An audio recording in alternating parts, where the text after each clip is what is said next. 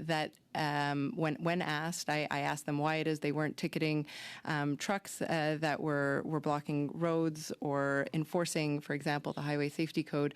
And I was being told again and again by officers that they had orders from higher up not to enforce the law, not to intervene.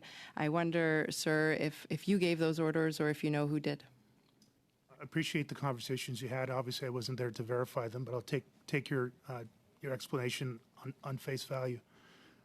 There were clearly orders sent through for us to enforce the laws that we could.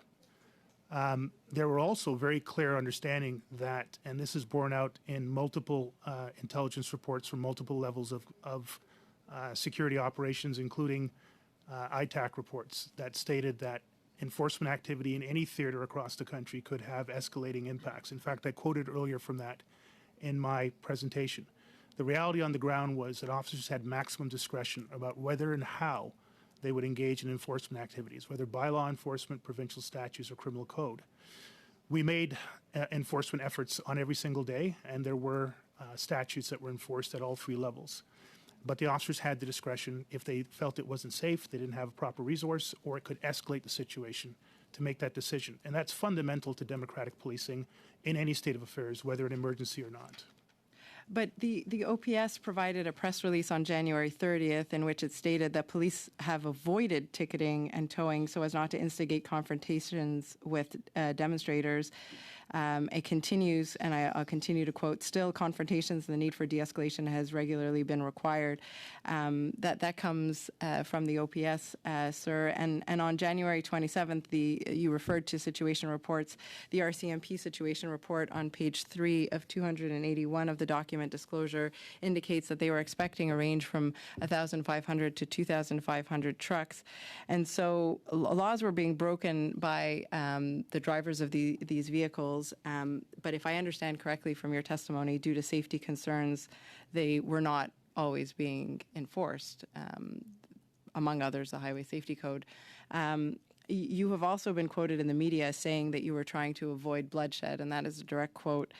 And so were you afraid or were there concerns that you had that made it such that officers were reluctant to enforce the Highway Safety Code because of the demonstrators or concerns surrounding what the demonstrators may do?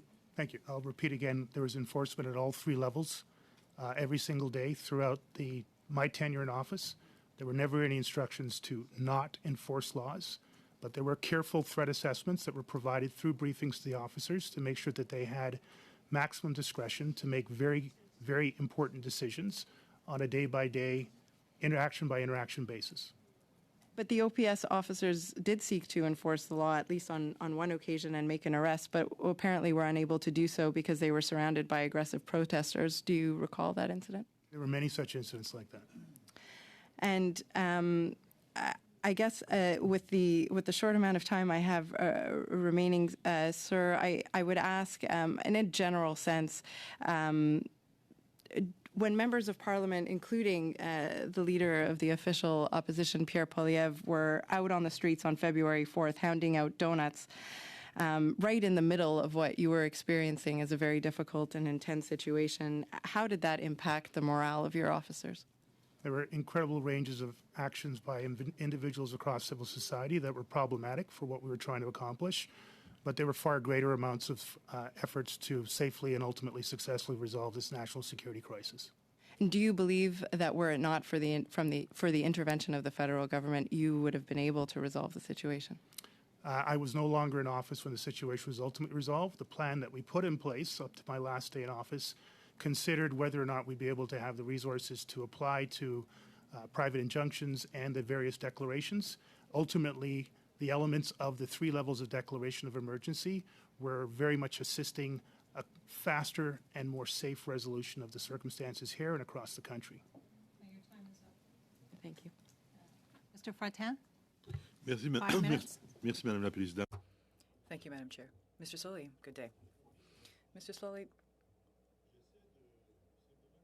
I'm simply trying to understand the sequence here. From what I gather, you did not ask for the trucks to be towed. Can you hear the interpreter?